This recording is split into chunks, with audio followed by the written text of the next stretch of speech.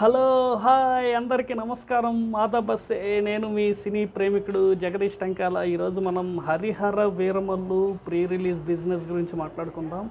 హరిహర వీరమల్లు ఇంకొక 2 వారాల్లో రిలీజ్ అయింది. 24th రిలీజ్ అయింది అప్రాక్సిమేట్గా.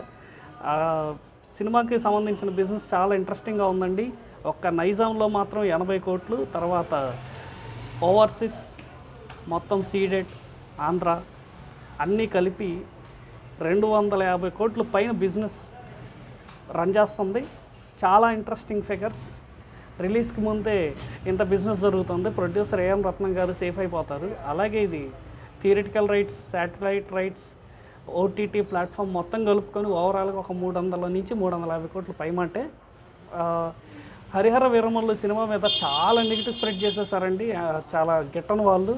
అయినా కూడా వాటన్నిటికీ సమాధానంగా ఒక్క ట్రైలర్ వాటన్నిటికీ సమాధానం చెప్పేసింది. ఈ ట్రైలర్ చూశాక ఈ బిజినెసింగ్ ఫిగర్స్ రావడం అనేది చాలా ఇంట్రెస్టింగ్గా ఉంది. అసలు ఈ సినిమా మీద అయితే డిబెట్ల మీద డిబెట్లు పెట్టేశారు. కనీసం బయ్యర్లు కూడా రావట్లేదు సినిమా కొనడానికి. కానీ ఈరోజు బిజినెస్ చూస్తే ఈ టాపిక్స్ పెట్టిన వాళ్ళకి డెమ్మ తిరిగి బొమ్మ కనిపించింది. ఏదేమైనా సరే ఇంకొక 2 వారాల్లో సినిమా రిలీజ్ అవుతుంది. ఒకవేళ సినిమా టాక్ కనుక జస్ట్ పాజిటివ్గా ఉంటే చాలు, ఇక కాసుల పంటే పవన్ కళ్యాణ్ గారి స్టామినా చూస్తారు.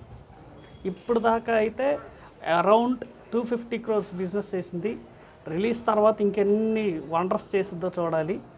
Thank you.